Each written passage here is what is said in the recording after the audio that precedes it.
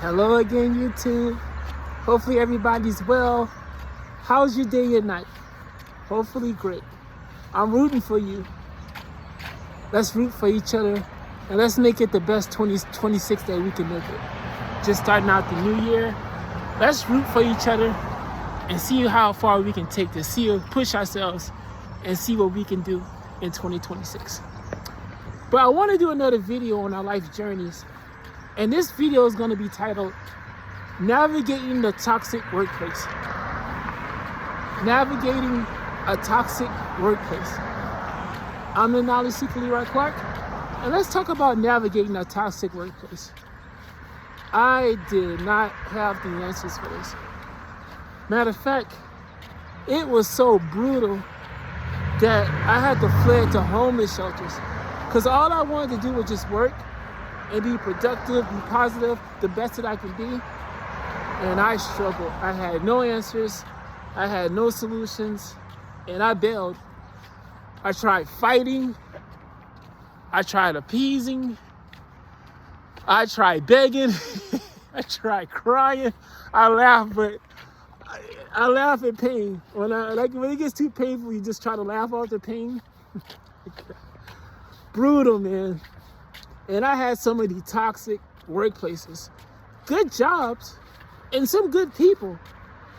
But some managers, some co-workers are just brutal, man. Some like to scream and yell. Some like to do the silent treatment. The customers ain't having it, they're always right. And if you're a sub 5, you're always wrong. You're always wrong, you're always the punching bag. And it was brutal. I did not have the answers until I started seeking them. Until I started seeking them, that's when I got the solutions. It took me a while, and I'm still applying stuff, and it got way much better. And I like to share what I have so far. Of course, I'm tweaking and working stuff, but I like to share the answers that I have so far. And if you have answers about navigating a toxic workplace, put them in the comments below. I am the knowledge seeker, so I like to seek knowledge and work with the knowledge and make some adjustments. But these are the answers I got of navigating a toxic workplace. So I'm going to mention some toxic things that goes, and I'm going to share with you how I navigate them now. The silent treatment. Brutal. I mean, if the silent treatment is personal, it is what it is. You can just get away from the person, or you can just talk to somebody else. But how do you navigate the silent treatment when you got to work with that person? Even when that person is your manager? Well, the approach I wouldn't recommend is to get upset, scream at the person. Oh, they love that. If you scream at a silent treatment person, they got you. They want you to freak out. They want you to panic. The job place is competition. It's competition. Whether we like to hear that or not, it's competition. So if they could be on top and have you look lower, all good for them. But I wouldn't crash out on a silent treatment. It doesn't help. They're gonna make you look like the crazy one. The solution I would recommend is to embrace it. You don't have to like it. I mean, you don't have to like nothing, but you can embrace it. Get comfort in it. Be comfortable in it. How do you do that? Well, the person that's giving you the silent treatment, they're going to give you plenty of opportunities to get comfort with it. That's their go-to. You're going to get plenty of practice getting silent treatment and how to navigate that and how to work with that. So what you do is, when you get the silent treatment, when you get the stone wall, acknowledge it in your mind. Oh, there it is, the silent treatment. You could be like, man, I wish the silent treatment wasn't so, but it is what it is. I'm here to get a paycheck, so I'm gonna work through this. And once you acknowledge it, and it's like the levels of grief.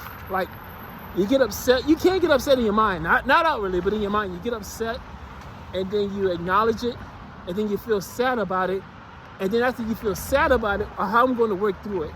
It's kind of like when you lose a loved one. You know, RIP to the loved ones. But you go through the stages of it, And after you get angry into yourself, not to others, after you get anger, after you get acknowledge it, and then after you get sad about it, then you're like, well, how can I make myself comfortable? How can I work through this? Well, you smile to yourself. Encourage yourself. I got this. I can get through this. And then you be the professional. And if you have to talk to that person, that manager, that coworker, or that customer, you say stuff like, hey, I'm doing this. By the way, we got this going on. You know, and it's up to them to get the knowledge. They may not acknowledge it, but you did your part. So that way, if they question you about your job, like, hey, I said this and this and this, I wrote it down. And then you just acknowledge it and you work through it. I remember, not lately, it's been a minute since I had the silent treatment, but when I did had it, I worked through that. I did exactly as I'm saying in the video. I was frustrated in my mind, and then I got sad about it, and I said, I wish it wasn't so, but then it is so. So how do I make myself comfortable? I started smiling to myself, and I had a good time, and I was focusing on the work. I was getting the job done, and eventually the person that did the silent treatment realized that it wasn't getting to me no more, and they took themselves out of it. But even if they wouldn't have took themselves out of it, I'm still comfortable with it. It is what it is, you know. I'm going to have a great time. I'm going to talk to others. I'm going to, even like if others talk to me, I'm going to be myself, smile and laugh and still have a good time, you know. Even if I'm having a good time to myself. Like if I see something on the TV in a break room, or if they let us play music, I'm dancing with the music while the person's there, you know. I'm having a great time. I don't need their validation. It'd be nice and preferable if I have validation, but I don't need it. I got my own validation. I got my own supply. When I go to work, I bring my own supply. I got ample supply. So that's how you handle the silent treatment. And I'm going to make another video about silent treatment. I can talk on and on and on about the silent treatment because as a sub-5 guy, I got plenty of that. And I had to work through that. So the yelling and screaming, if you get a coworker or boss that's yelling and screaming, you know, I wouldn't recommend yelling and screaming back. No way. I wouldn't recommend that. You know, like the yellers and screamers are pretty good at what they do. That's their zone, that's their territory, unless you're into that. But you being like, unless you're equal level maybe, but maybe if they have a higher level than you, I wouldn't recommend it as far as job-wise. But what I recommend is, they are being disrespectful, but when they start yelling, look in yourself, make yourself comfortable, you can walk away from it because it's disrespect. You can say like, hey, until you talk more professional, until you're not yelling, I'm gonna disengage and walk away. You can say that, or if you know, just make yourself comfortable, so that you don't freak out to them. If you're really bold enough, you can just laugh at it, like interesting, and just walk away. You know, but you don't have to stand there and take the yelling. We're not kids, you know, we're not kids, but that's the approach to go for yelling.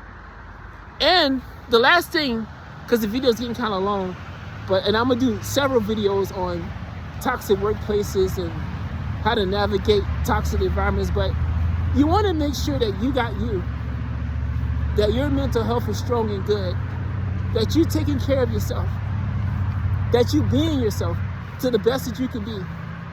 Yeah, you could leave jobs. I did that a ton, thinking that the next job would be less toxic, thinking that the workplace, that I could find a better workplace.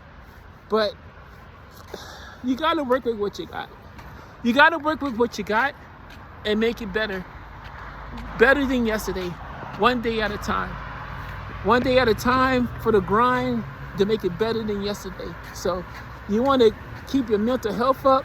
You want to encourage yourself. You want to always talk to yourself, get in your head a little bit to make it better. You know? That's my recommendation for the toxic workplace. Yeah, you can run away from it, but sometimes you can't do all that running. Because if you run to homeless shelters like I did, even though you have great credentials, it's gonna hurt you in the long run. Or maybe you can run, as long as you're running to make yourself better and reflect and grow from it, which I have been doing, that's a plus. But you wanna Just do the best that you can. That's all we can do in life, the best that we can. If you did your best and you run away from it, then you're good. You're good. But keep seeking those solutions. Love y'all. Until next time. Bye.